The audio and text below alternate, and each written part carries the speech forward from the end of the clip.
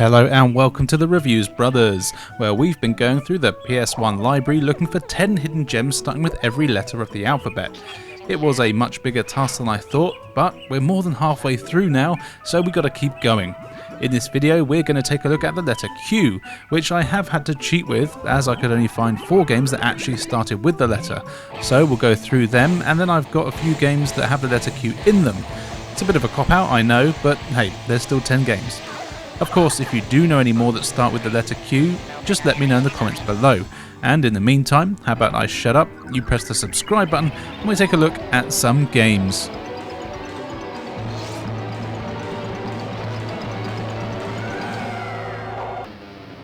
First up is a remake of the arcade classic Bert. This is a simple arcade style game where you play as the foul-mouthed orange blob who's trying to save his strange blocky world from an evil snake bloke and a wizard. And of course the only way to do that is to jump on all the blocks that make up the various levels and change them to the correct colour. Once you've done that, it's on to the next level. They have tried to flesh out the story with some cutscenes, and while they are actually quite amusing to watch, the game clearly doesn't take itself seriously, and there isn't really any need to follow the plot, but that's a good thing. However, they can be fun to watch, with Bert being an angry little orange blob. You have a few game modes here, but they're all basically the same. There's arcade mode, which is just a series of levels that get progressively more difficult, and then there's the story mode, in which you have a series of levels but they get progressively more difficult, except here they're divided up into worlds and get progressively more difficult. As you probably know, the levels are just cubes of various colours, and by jumping on them they'll change to a different colour. You need to jump on them all to make them the same colour.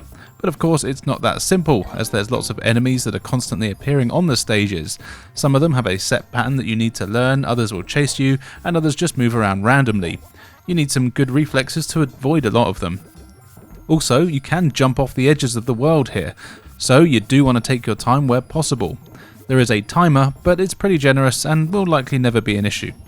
You'll also see various power-ups in the levels, mainly extra lives, but you also get shields which you can activate whenever you want, giving yourself a nice bit of invincibility. These even carry over to new levels, which is nice. There's also some blocks that give you extra points, and some that you can only jump on a certain number of times before they disappear, meaning you have less options for navigating the level. It's all pretty simple, but surprisingly addictive. The graphics are decent and cartoony, if a little basic, but the animated cutscenes are fun. The sound effects are decent, with Bert spouting his trademark nonsense all the time. The music kinda sucks though, and it's very drony, repetitive stuff that you'll instantly forget. I was actually really surprised at how much I genuinely enjoyed playing this one, and I would actually recommend it for fans of the arcade game, and anyone who likes a bit of platform action.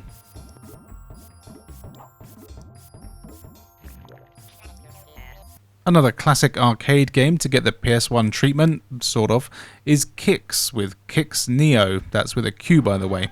This is a game that's been around for a long time, and it's another simple but addictive game. You play as a little spacecraft thing, and each level is just one screen. You start on the outside of the level and you have to draw lines, creating boxes. These then fill in, and basically you've got to fill in 80% of the screen to progress. Of course, each level has a ton of enemies in it too, and they'll do everything they can to stop you moving around in erratic ways.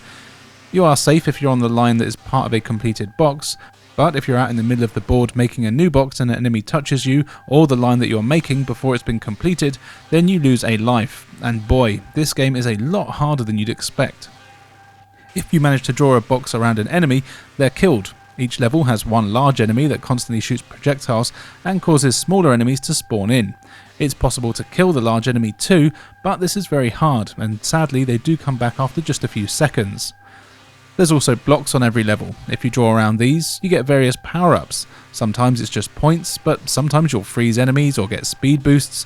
These things are all very handy, though it is hard to get them. Graphically, the game is not actually very good at all. It is all 2D sprites, but they could easily have been done on any of the 16-bit consoles, and there isn't really much in the way of detail or animation anywhere. There's no cutscenes, and it's just very basic. Now, I'm sure that this is just a port of the arcade game, but you would have thought they'd put a few changes in here.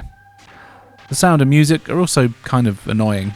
Well, there isn't really any music at all, and in terms of sound, you get an annoying buzz and high-pitched drone when you're moving around, and not a lot else. The controls are decent enough, but I have actually played a few versions of this sort of game, And here, like in the others, you have to hold a button in order to draw your line. In every other version I've played though, if you let go of the button, you automatically go back to the start of the line in your safe zone. But that doesn't happen in this version. If you let go of the button, you just stop drawing and stay where you are. This is very annoying and makes dodging enemies really hard. Thankfully, you do get unlimited continues. And really that's all there is to the game. It's an incredibly simple one, and while I actually wouldn't say it's a bad game, it's just not a particularly great version of it, and there's no reason to play this over any other version of the game. I'm not sure what part the Neo is, but it's got it in the title. If you're a fan of this game already, then you'll like it of course, but it's not really one I'd recommend, though it is one of the few games that starts with a Q, so I kinda had to include it.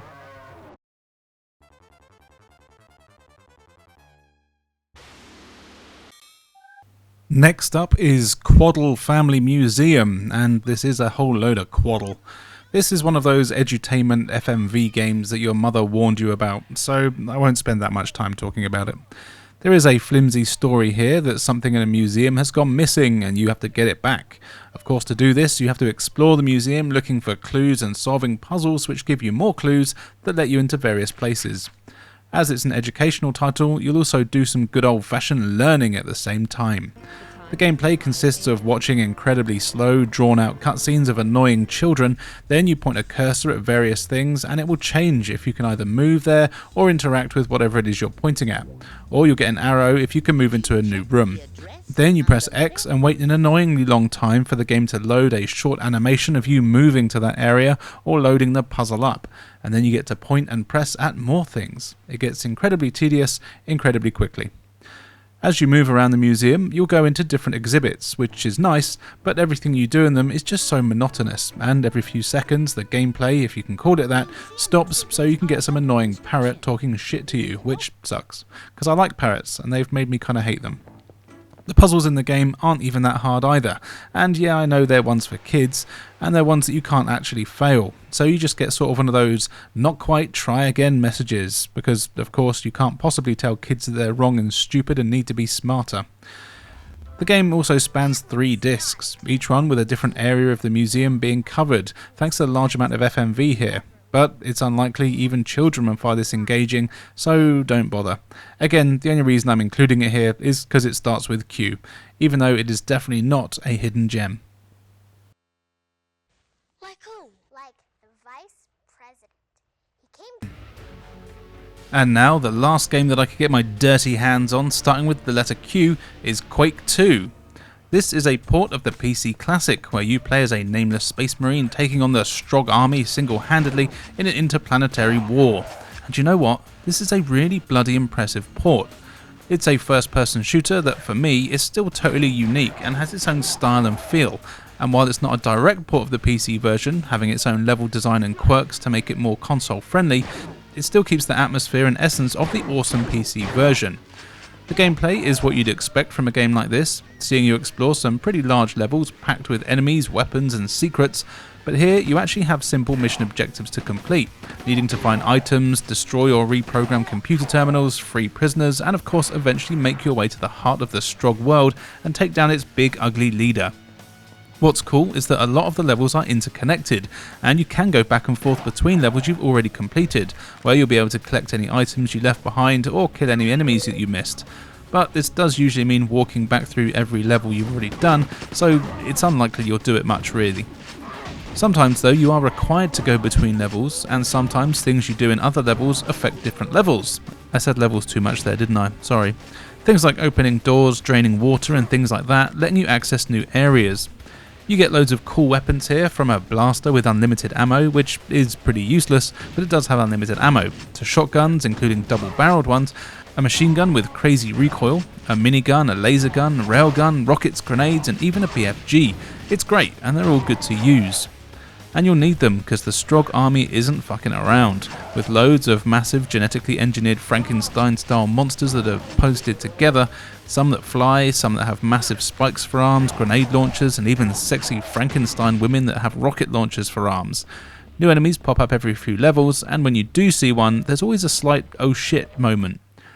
Graphically, the game here is excellent and honestly one of the best I've seen on the system.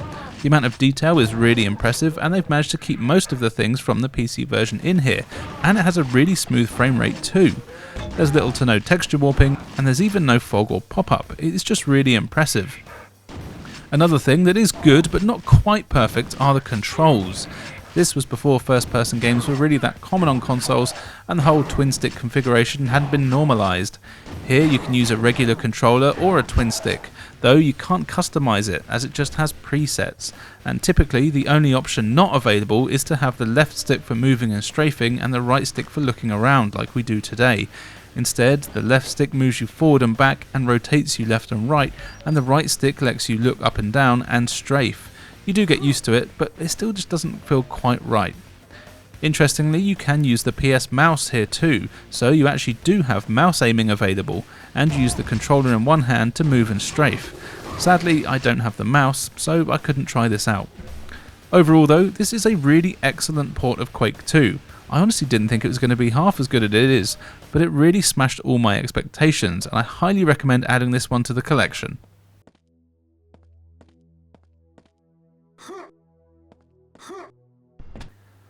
Right, that's all the ones starting with Q, so now time for some that just happen to have Q in the title. Starting with Aqua GT, a racing game set on the water of course. This one is all about the speedboats, so you'll be doing some speeding and some boating. You have your usual options here: championships, time trials, single races and multiplayer. You get to choose from a decent selection of crafts and tracks to race on, or championships, and it's off you go. Then of course there's plenty of extra crafts and tracks you can unlock as you play, with some of them being really overpowered. Is that what you say in racing games? Are they overpowered? I don't know. The variety in courses is nice. They're all based on real world cities, but of course have taken some creative liberties, but you will still see famous landmarks of places like London, which is always nice. Though there's no floating Johnnies in the Thames, so it's not very realistic. What's cool here is that before each race you do a qualifying lap, just by yourself, and depending on your time you have different starting position. This is a good way to get yourself used to the track and means that you aren't going in blind every time. Something else that is good though is that you can actually just skip this entirely in the pause menu, so if it's not your first time playing you don't have to do the qualifier, though you will always start in last position if you do skip it. But to be honest, this doesn't really matter too much because it's not that much of a problem, as the tracks are reasonably long and thankfully for a game like this quite wide. Often in games like this I find myself crashing into the sides a lot, but that wasn't the case here. In fact, the controls are pretty damn good. The water physics play a big part, though you never really get any crazy waves that throw you off course, which is a bit of a shame, as it would have been cool to and made it more challenging and realistic, as there isn't much disturbance caused from the other races either. Not that this is an easy game though, and the AI do usually mess up every now and then, but for the most part they're very efficient and actually hot on your heels as you're racing. Graphically, I think this game's really good. The water is decent, but can look a bit like a giant blanket at times, as there's no transparencies, but the draw distance is good and there's a lot of detail. The music here is super quiet, which is a bit of a shame, well, if you're lazy like me and can't be asked to change the volume levels that is, as the sound of the motor drowns out pretty much everything the whole time. Though, to be fair, the music is kind of generic techno stuff that most racing games of this era had and won't exactly blow you away anyway. This is one of those games that I really didn't have much in the way of hopes for. It's got a generic name and looks like kind of a generic racer, but actually it's a solid game, and if you're into this sort of thing, you'll likely enjoy it, especially with the amount there is to unlock and keep you coming back for.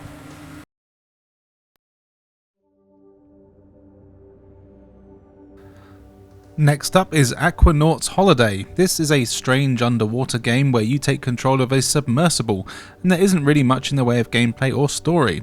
This is really just something designed to be relaxing and more of a time killer than anything else.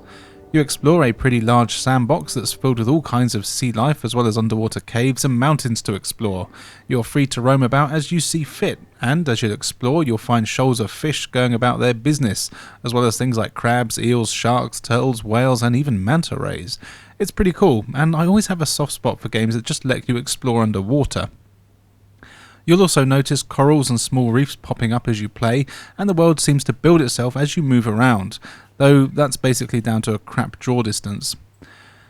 You do have a home base you can go to, and while you're there you can see a map of the world that you've uncovered so far, and it lets you see where you need to explore in order to uncover everything. And interestingly, you can actually start to plant your own coral reef and change some of the landscape.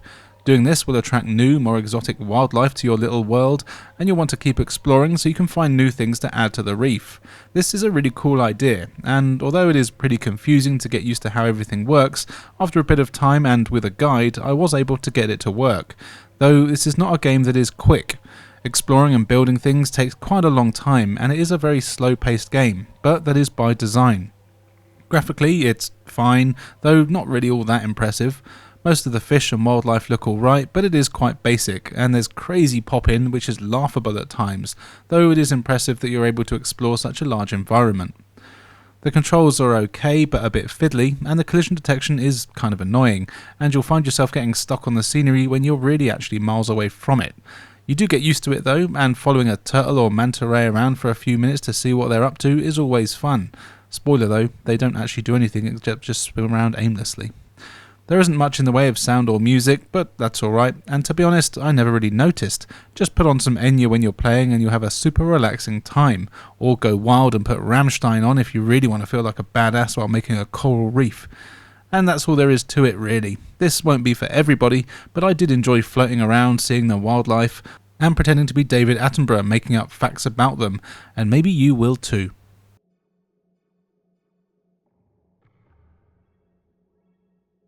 If you want more racing action, then maybe ATV Quad Power Racing is what you need. It's a surprisingly fun racing game where you take an all-terrain vehicle across a number of courses, choosing from a ton of different races, each with their own height and weight, which basically affects how the bike controls. What's even more impressive is that this is an Acclaim game, and it is kinda still fun. Anyway, it's a racing game, so you know what to expect. But here, having the quad bikes does actually make a difference to the gameplay, as they're designed to go on all surfaces, so it's rare that anything slows you down, with the exception of water, which can cause issues. And the levels really reflect this, and they're all incredibly hilly, with jumps all over the place and large hills popping up around every corner where you can't even see what's past them. I kinda like this thing, and it does mean that there's a fact that you're on an ATV makes a difference. The ATVs also control very differently to usual racing games, with a lot tighter turning, fast acceleration, and the fact that you can drive just about anywhere you want. So can all of your opponents, of course, and they do a decent job of being annoying. You can actually knock each other off your quads if you get it right, though I did find that when I tried to do this, I did tend to be the one that ended up worse off, so I did find it was best to just avoid crashing entirely, which I guess goes without saying in a racing game. Graphics wise, the game is fine. It looks alright, in fact there's no pop-up really, which is good. There is a little bit, but it's nothing major. The characters do have a strange skinny Acclaim style that they seem to go for, but it is quite high res for the system, though this does often come at the expense of some frame rate issues when 2 or more racers are on the screen, but it doesn't happen all the time though. My biggest gripe with the game is that the tracks go on for a really long time, with all of them having laps that last 3 or 4 minutes, which to me is just crazy long. Of course, there are times when this turns out to be a blessing after I crash and I need time to catch up, but it also meant that I would get bored and make silly mistakes a lot of the time. There are shortcuts and different routes that you can take on most tracks, which is cool, and while it might not sound like a lot, a 6-minute race every time does start to be noticeable quite quickly. However, this is not a bad game, it's pretty generic, but it's still kind of fun.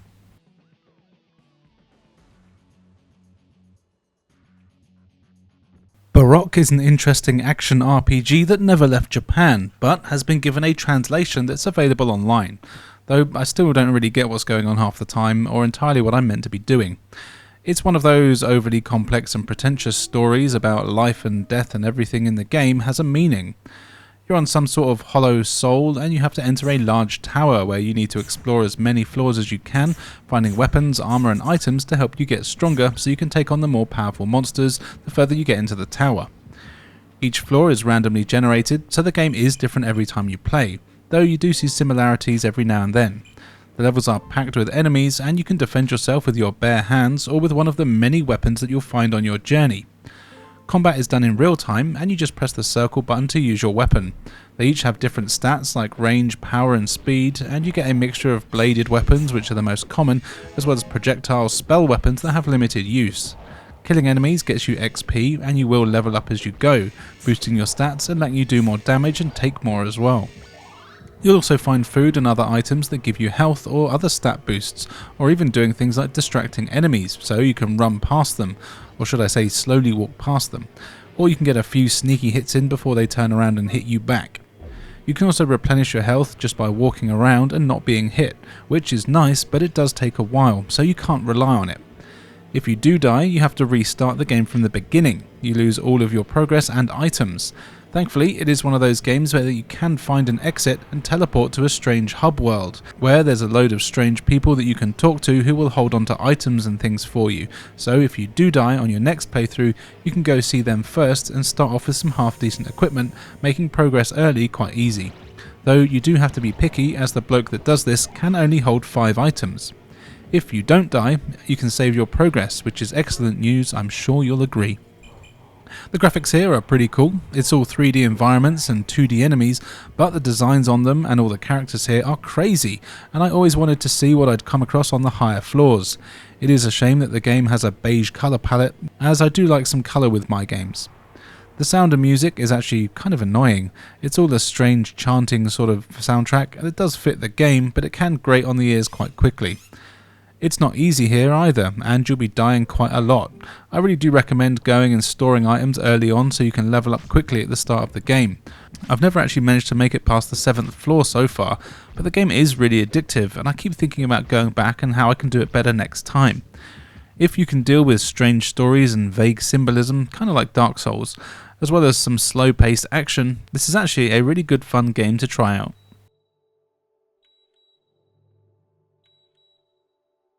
Command & Conquer has a Q in it, and it was one of the biggest games around when it was launched for the PC, so it was inevitable that it would get a port to some of the home systems, and amazingly the PS1 version is pretty damn good.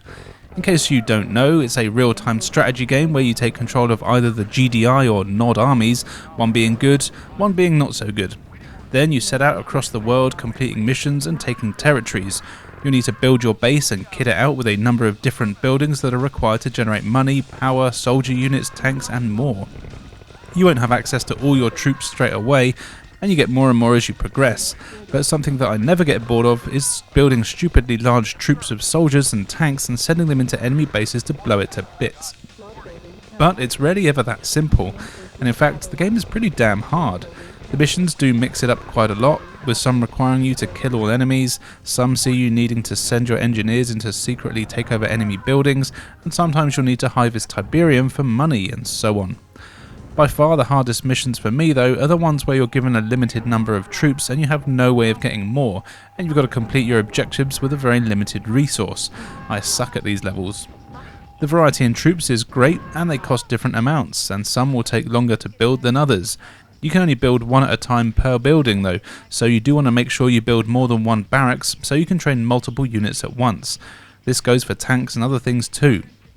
In between levels you get some great FMV cutscenes that are cheesy, and I'm sure some of them weren't present in the PC version.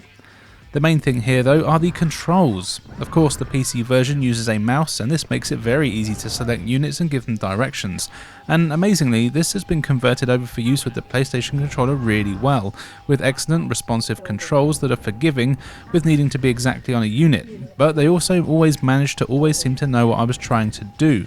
It was rare that I had trouble highlighting enemies or my own units. If you are lucky enough to own the PlayStation 1 mouse though, you can use that for the game. I don't have one, but I imagine it makes things very good. I've never beaten any Command & Conquer game, despite owning it for PC, N64 and PlayStation for years, but it's always a game that I never get bored of playing and I'll likely keep coming back to again and again. I was very surprised at how well the PS1 version turned out, with excellent graphics and sound and some really solid gameplay. It's definitely recommended.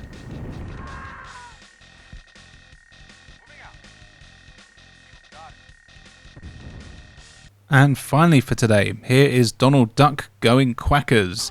Now, like Mickey Mouse, Donald actually has a pretty good track record when it comes to video games, and this is no exception. It's a 3D platform game where you take Donald through a handful of levels, each with their own sub-levels and bosses. There's a story about a teleporter that's all gone wild, and you need to go rescue Daisy, and of course look for teddy bears while you're at it.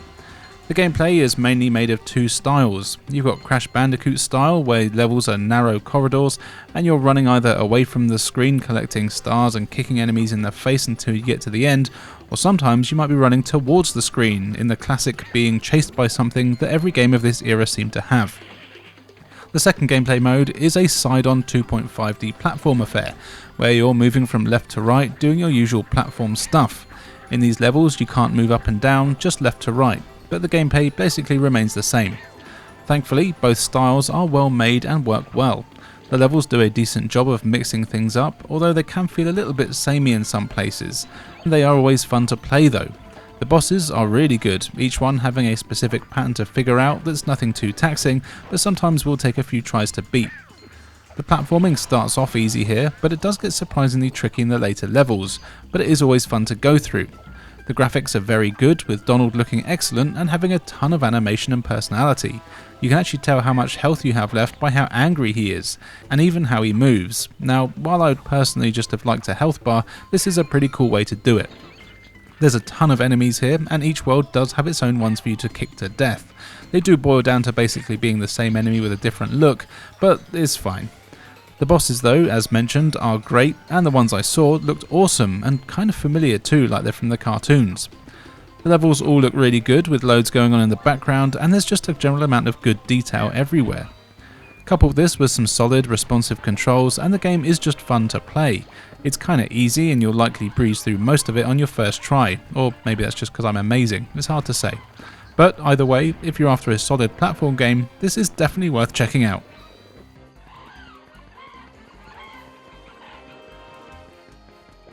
So there you go, some games starting with the letter Q and some that just happen to have the letter Q in there. Which one is your favourite and what ones did I miss out? Let me know in the comments below. On screen now you can see where you can follow me, so why not do so? I've got loads of cool content for everyone to enjoy. Now all that's left for me to say is thank you for joining us, and we'll see you next time.